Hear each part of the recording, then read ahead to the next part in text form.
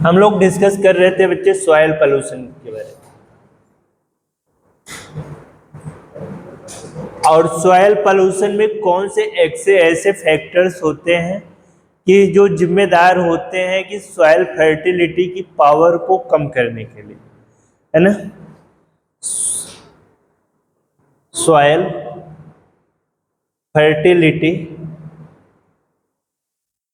Power को कम करने के लिए, मतलब इनकी शक्ति को कम करने के लिए, जो इनमें आप ये कह सकते हो कि इतनी उपजाऊ मिट्टी होती है और उनकी उर्वरा शक्ति को कम करने के लिए कौन से ऐसे फैक्टर्स जिम्मेदार हैं। नंबर 1, वाटर ही जिम्मेदार है।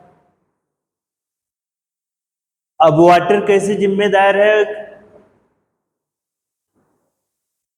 आप देखोगे कि कुछ ऐसे जगह पे जो नदियों के किनारे हमारे होते हैं, जमीनें होती हैं, जहाँ पे लोग ज़्यादातर गेहूँ, जौ, चना वगैरह उगाते हैं बेटा, तो देखते हो कि इस रिवर का जो कनेक्शन होता है, इसमें बहुत बड़े बड़े इंडस्ट्रीज होती हैं। ये इंडस्ट्रीज का जो वेस्टेज वाटर होता है आकर के इस नदी से मिलता है, और नदी के किनारे जो जमीनें होती हैं बेटा, जहाँ पे हम खेती का वर्क करते हैं, उस वाटर से इनकी सिंचाई होती है। और इनकी सिंचाई होने के लिए जो वाटर होगा बेटा, वाटर में या तो बहुत ज़्यादा बेस होगा, मतलब आप कह सकते हो बहुत ज़्यादा क्षार होगा, या तो बहुत ज़्यादा अम्ल होगा जिसे एसिड कहते हैं, या तो दूसरे में बेस कहते हैं, या तो बहुत ज़्यादा साल्टी होगा, मतलब खारा होगा। 3 चीजें हमने बताया। तो अब ये क्या करेगा जो किसान अनजान है, जो कम पढ़ा लिखा किसान है, वो तो कहेगा भाई ठीक है, मतलब पानी मिल रहा है बिना पैसे का, आराम से हम इसको यूज कर लेते हैं। लेकिन उसको उतना नॉलेज नहीं रह पाएगा कि इसकी जो पावर है, जो इसकी उर्वरा शक्ति है, वो क्या हो जाएगी बेटा, धीरे धीरे नष्ट हो जाएगी। क्यों नष्ट हो जाएगी? क्योंकि इसमें उस टाइप के केमिकल्स मिले हुए हैं। नो डाउट कि यहाँ पे क्रॉप्स का जो प्रोडक्शन होगा कुछ समय तक, सम टाइम तक बहुत हाई होगा। क्या होगा बेटा? कुछ समय तक बहुत हाई होगा, लेकिन एक टाइम ऐसा आएगा कि धीरे धीरे, अभी तो ये काफी हाई है और धीरे धीरे वो लो की तरफ जाने लगेगा।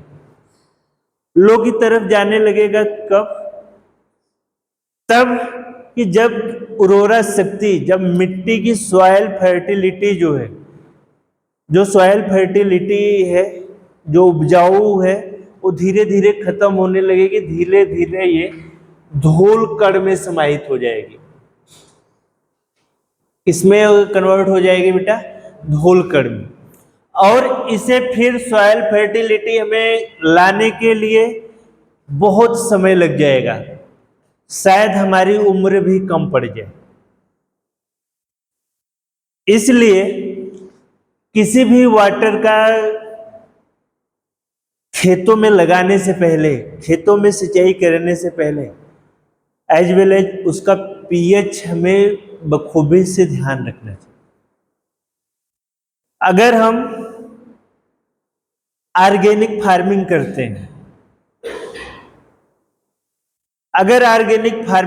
हैं, तो वैज्ञानिक तरीके से करते हैं, तो बीमारियां फैलने की और किसी भी चीज को नष्ट होने की संभावनाएं कम होती। अगर हम उसमें इनऑर्गेनिक मिलाए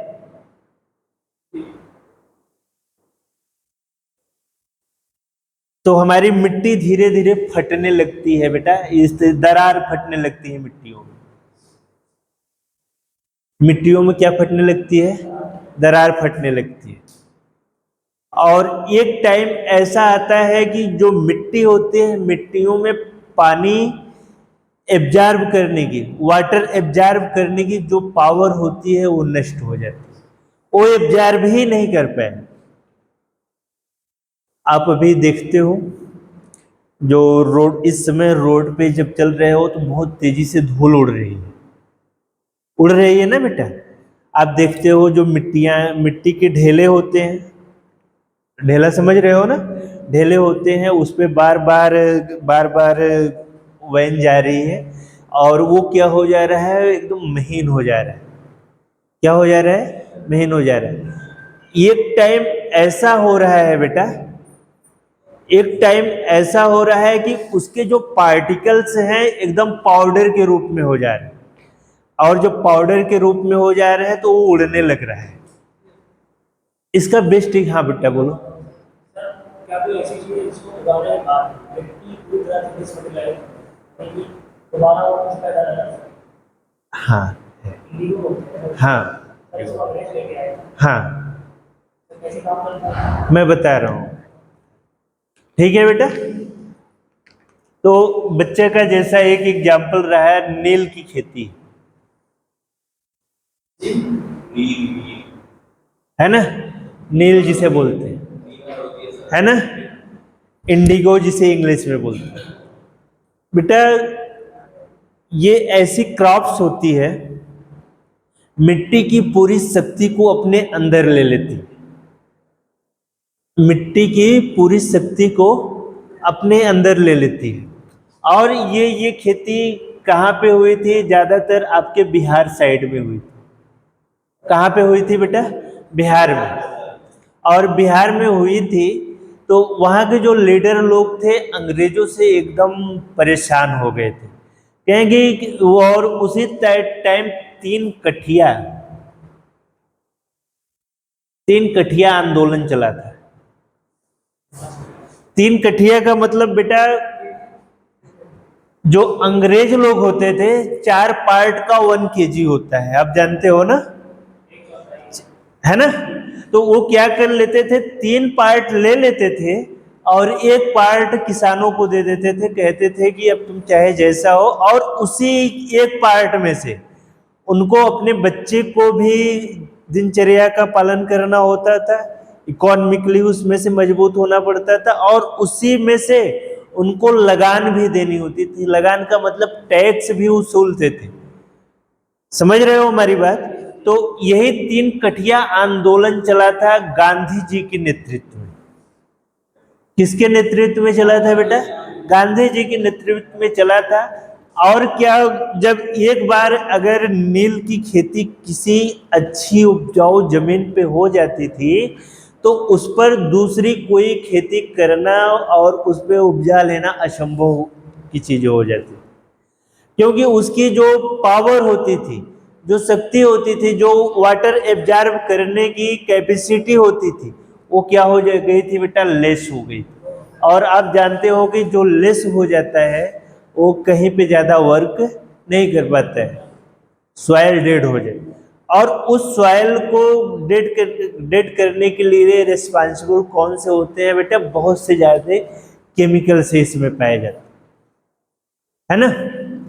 फिर उसके बाद क्या हुआ, यहाँ पे फिर गांधी जी आए और फिर नील की खेती को रुकवाया गया। और फिर उसके बाद बाबू कुंवर सिंह थे वहाँ बिहार के, उन्होंने अंग्रेजों को बहुत प्रताड़ना झेली। इस तरीके से जब आप हिस्ट्री में पढ़ोगे तो वहाँ पे दिया गया है ना, तो समझ में आ गया ना बेटा। फिर उसके बाद हम लोग जो चल रहे थे बेटा, कोई भी चीज़ अगर हम वैज्ञानिक ढंग से ऑर्गेनिक फार्मिंग करते हैं तो ऑर्गेनिक फार्मिंग हमारे लिए भी, हमारी ज़मीन के लिए भी, इवन हमारी जो कमिंग जनरेशन है उनके लिए भी बहुत बेस्ट रहेगा। ठीक है ना बेटा। कहीं ना कहीं ये केमिकल्स और फिर उसके बाद पॉल्यूटेड वाटर्स, ये सब क्या है, जिम्मेदार हैं हमारी सॉइल फर्टिलिटी की पावर को डिकेइंग करने के लिए। ठीक है, तो इसमें थोड़ा सा लिख लो आप, लिखो मृदा प्रदूषण। मृदा प्रदूषण, हाँ, मृदा प्रदूषण, प्रदूषण या मृदा प्रदूषण या भूमि प्रदूषण, भूमि प्रदूषण, मृदा प्रदूषण या भूमि प्रदूषण। इंग्लिश मीडियम हो बेटा? अच्छा, मृदा प्रदूषण या भूमि प्रदूषण को प्रभावित करने वाले, को प्रभावित करने वाले, प्रभावित करने वाले निम्नलिखित, निम्नलिखित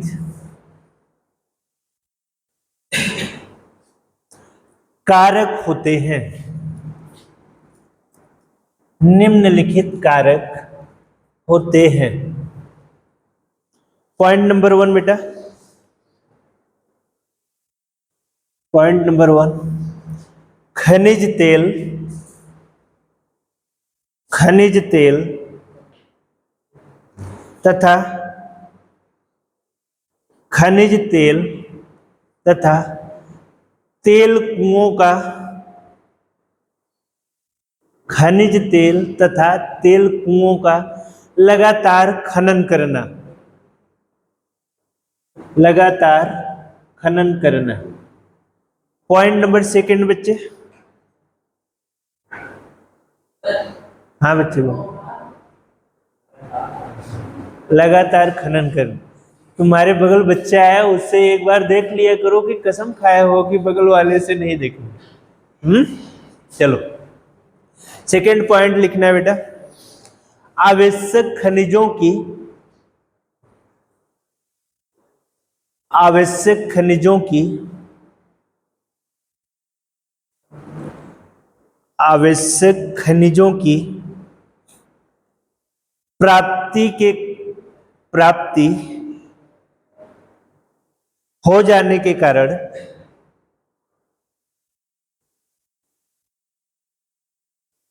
हो जाने के कारण भारी उद्योग,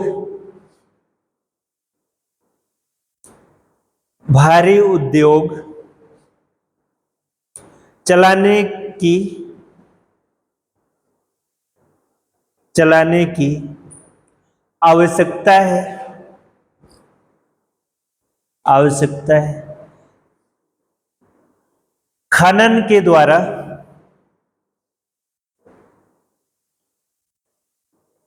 खनन के द्वारा जो मलबे, खनन के द्वारा जो मलबे, जो मलबे, जो मलबे नजदीक स्थान पर, जो मलबे नजदीक स्थान पर रखा जाता है, रखा जाता है, जैसे, जैसे पत्थर, पत्थर, तांबा, तांबा, लोहा, लोहा, अभ्रक, अभ्रक, माइका, अभ्रक, अभी बता रहे हैं बेटा, पॉइंट कंप्लीट हो गया। अभ्रक, माइका इत्यादि, इत्यादि खनन के द्वारा, खनन के द्वारा प्राप्त, खनन के द्वारा प्राप्त मलबे हैं, मलबे हैं जो, जो मिट्टी की, मिट्टी की उर्वरा शक्ति को, मिट्टी की उर्वरा शक्ति को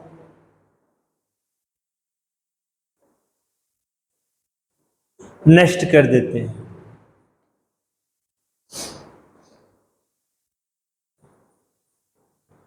जरा समझ लो बेटा, आप लोगों ने जो लिखा कि लगातार जो हम ऑयल निकालते हैं या पेट्रोलियम निकालते हैं और इसकी लगातार खुदाई करने से,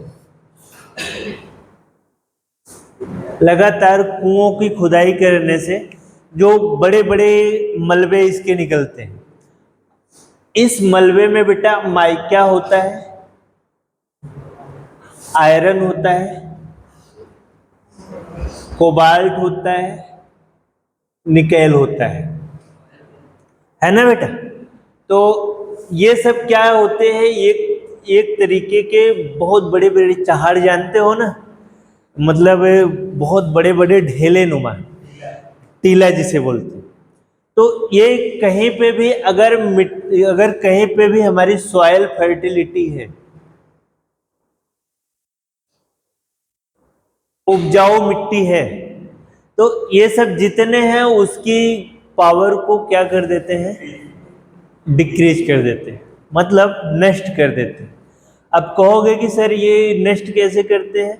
बेटा ये एक प्रकार के केमिकल्स होते हैं जो पृथ्वी के अंदर रहते हैं, है ना बेटा, अंडरग्राउंड रहते हैं। जब इनको ऊपर लाया जाता है तो ये बहुत अधिक मात्रा में हो जाते हैं, और जो हमारी सॉयल होती है, जो उपजाऊ मिट्टी होती है, जो सॉयल फर्टिलिटी होती है, वो थोड़ी मात्रा में ही रहेगी। और जब वो उससे मिलते हैं, जब आपस में रिएक्शन करते हैं, तो रिएक्शन करने के बाद बेटा ये कैसी हो जाती है, रेठा।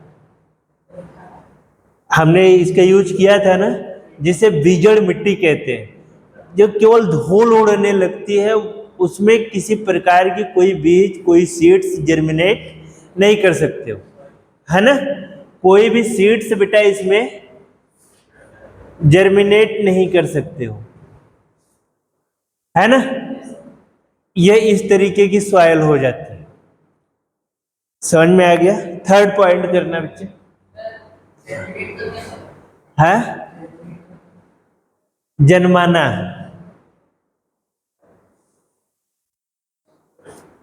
अंकुरित कराना। समझे? अंकुरित चना नहीं खाते हो, उसमें जो छोटी छोटी सीड्स आ जाती हैं, उसका मतलब होता है जर्मिनेशन होना। जा करके पढ़ना एक बार फिर से। इंग्लिश मीडियम से हो यार, जर्मिनेट का मतलब नहीं समझ पा रहे हो, किसी चीज को जन्म देना, समझे? चलो चलो, थर्ड पॉइंट लिखना है बेटा। हाँ, कुओं का खनन, कुओं का, हाँ नहीं, थर्ड पॉइंट है बेटा, खनन कुओं का, खनन कुओं का जब खुदाई होती है तो, खनन कुओं का जब खुदाई होती है तो, जब खुदाई होती है तो उस समय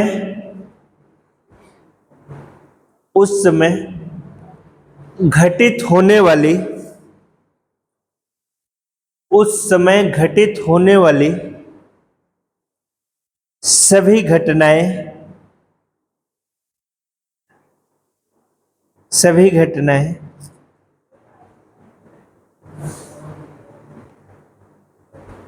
बहुत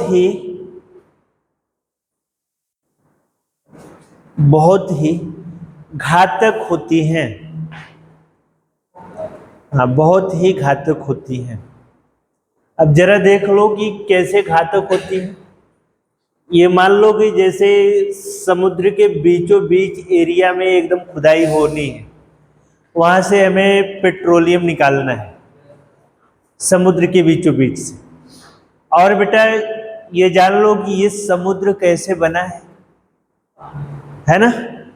पहले होता क्या था, दो प्लेटें थी आपस में। क्या थी बेटा? दो प्लेटें थी, और ये प्लेटें आपस में टकरा गई, है ना। इस प्लेटों को आपस में टकराने पे मलबे इसके जो हो गए वो पूरी तरीके से ऊपर चले गए, है ना बेटा। इसको आप ये कह सकते हो कि ये पहाड़ में कन्वर्ट हो गया। किस में कन्वर्ट हो गया? पहाड़ में। पहले किसी टाइम में टेथिस सागर भी रहा करता था। क्या था बेटे? टेथिस सागर था। और ये आपस में जब टकरा गए तो पहाड़ एवरेस्ट कैसे बना? आज जा करके उसकी हिस्ट्री थोड़ा जानना कि एवरेस्ट माउंटेन का निर्माण कैसे हुआ है। दो प्लेटें किसी भी देश की, और बेटा एक तरफ यूरेशियन प्लेटें थी, है ना? सही बोल रहा है, ठीक है। चलो, तो बेटा ये प्लेटें आपस में जोड़ के जब वो है तो बहुत टीला नुमा तेजी से हो गया। जितना प्रेशर पड़ा उतना ही ये ऊपर उठती गई। और उधर साइबेरिया से जो आने वाली हवा होती है वो रोक लेता है। नहीं तो हमारे इंडिया में बरसात, जाड़ा और गर्मी, आप ये कह सकते हो कि कोल्ड, समर एंड विंटर, तीनों सीजन्स नहीं पाई जाती। जिस तरीके से आपका रूस में हमेशा रहता है कि सूरज कभी कभी देखने को मिलता है, उसी तरीके से हमारे इंडिया में भी रहती अगर हमारी कौन से एवरेस्ट माउंटेन अगर हमारे पास ना होता। उधर से आने वाली ठंडी हवाओं को वो क्या कर देता है? रोक लेता है, और वो हवाएं फिर उधर वापस चली जाती। और आप जानते हो कि अगर ठंड के मौसम में सूरज कहाँ, हमारे यहाँ भी कहाँ जल्दी दिखाई पड़ते है ना, कभी कभी दिखाई पड़ते हैं। तो ये चीज़ें बेटा ध्यान देने की बातें हैं। और जब खुदाई होती है ना, तो खुदाई के दौरान यहाँ पे बहुत अलग अलग टाइप्स की गैसें पाई जाती हैं। जैसे मीथेन हो गया, CH4 पाएगी, या फिर उसके बाद यूरेनियम भी पाया जा सकता है। और यूरेनियम बहुत खतरनाक होता है बेटा। हाँ, यूरेनियम 92, 235 ये बहुत खतरनाक होता है। और यहाँ पे एथेन, प्रोपेन, ब्यूटेन से भी पाई जाती है, इसीलिए इन्हें फायर डैम्प कहा जाता है। क्या कहा जाता है? फायर डैम्प। और ये कहाँ पे पाई जाती हैं? दलदली स्थानों में पाई जाती है। कहाँ पे पाई जाती हैं? दलदली स्थानों में। और फिर उसके बाद एक जगह ये और पाई जाएंगी जहाँ पे बहुत अधिक मात्रा में धान की खेती होगी, और उसके आसपास अगर दलदल होगा तो वहाँ की मिट्टी और वहाँ के जो पैडी होंगे, मतलब धान होंगे, देखोगे जब उसकी कुटाई करवा के खाओगे तो उससे अलग स्मेल आए, है ना बेटा। तो इसमें कहीं न कहीं ये होता है जीन। जो बायो वाले बच्चे होंगे, अगर पढ़े होंगे जीन के बारे में, तो जीन के बारे में सबके अलग अलग जीन्स होते हैं बेटा। और उसके लिए कौन फैक्टर्स जिम्मेदार होता है? DNA, है ना बेटा। तो एक जनरेशन से अनदर जनरेशन तक ये वर्क करते हैं।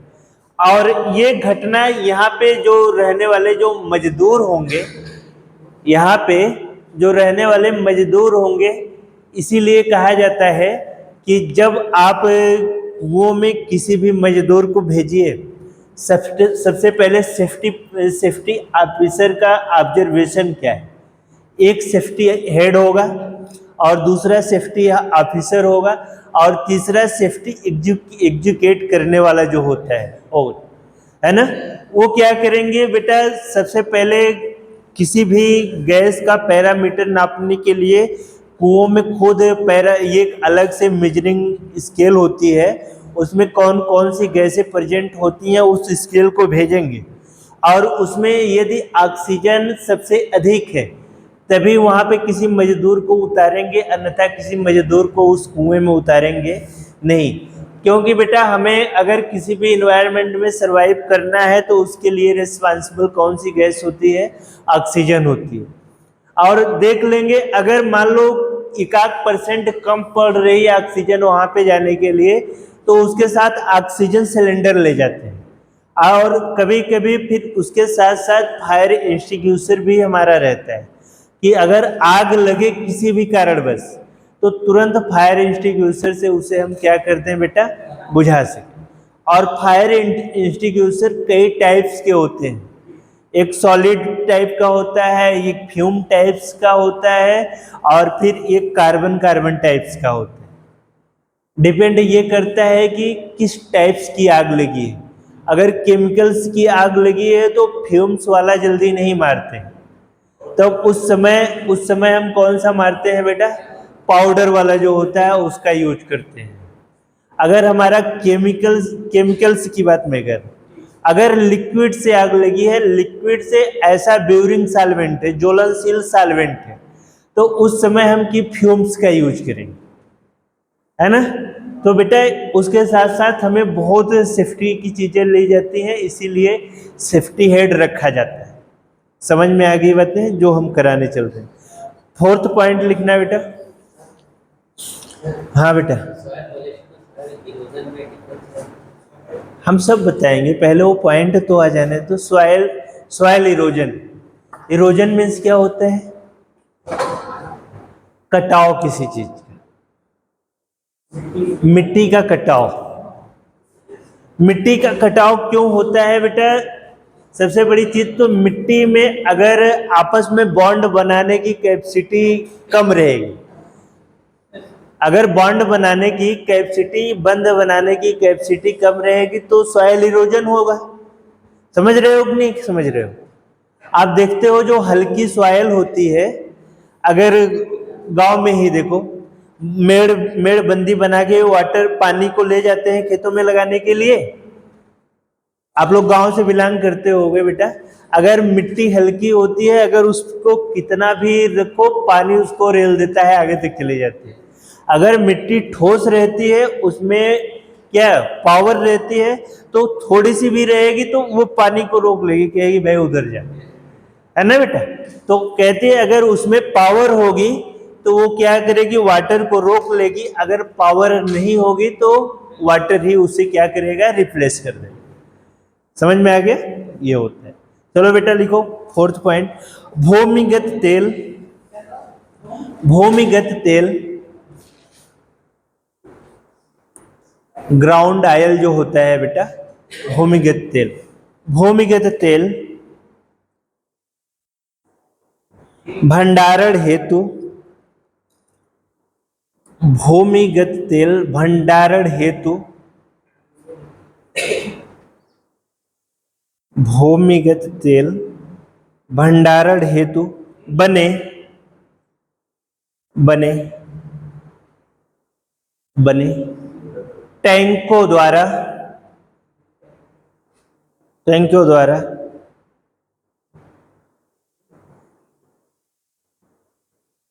रिफाइनिंग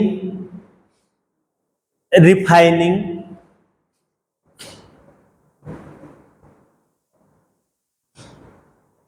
रिफाइनिंग संयंत्रों, रिफाइनिंग संयंत्रों, रिफाइनिंग संयंत्रों को, रिफाइनिंग संयंत्रों को तेल के द्वारा, रिफाइनिंग संयंत्रों को तेल के द्वारा, तेल के द्वारा कभी कभी कभी कभी पाइपों द्वारा, पाइपों द्वारा रिसाव हो जाता है। हाँ, रिसाव हो जाता है,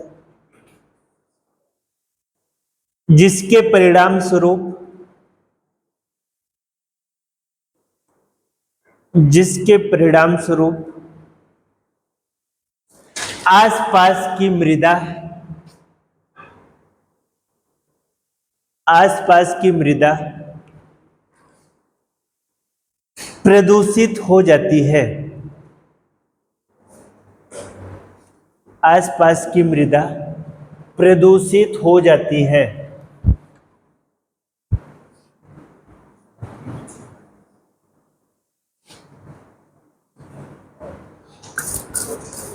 जरा ध्यान से समझना बच्चे। आप देखते हो कि एक टैंक होता है जहां पे हम वाटर को क्या करते हैं, कलेक्ट करते हैं। ठीक है, क्या करते हैं, कलेक्ट करते हैं। और वो पूरी तरीके से कैसा रहता है बेटा, वाटर प्रूफ रहता है। कैसा रहता है, वाटर प्रूफ। जैसे आप पेट्रोल पंप पे जाओ, वहाँ पे नीचे ग्राउंड टैंक बना होता है, और जब टैंकर के द्वारा आयल आता है तो उसी में फिलअप करा देते हैं। तो ये बेटा कभी कभी क्या कर जाता है, लीकेज कर जाता है। और लीकेज कर जाता है, आसपास की जो मिट्टियाँ होती हैं वहाँ पे अजीब टाइप से महक, स्मेल आने लगती है। देखते हो ना, मिट्टी का तेल अगर गिर जाए कहीं, कितनी कितनी इसमें बहुत तेजी से स्मेल आती है। तो आसपास की जो मिट्टियाँ होती हैं वो क्या हो जाती हैं, प्रदूषित हो जाती हैं, पॉल्यूटेड हो जाती हैं, है ना। और जब लीकेज करेगा तो थोड़ी मात्रा में नहीं करेगा, बहुत अधिक मात्रा में करेगा। क्योंकि वो, आप ये कह सकते हो कि पूरी तरीके से कंसंट्रेटेड तो रहता नहीं है, मतलब गाढ़ा तो रहता नहीं है, वो किसी भी तरीके से वो हो सकता है। ओके, किसी को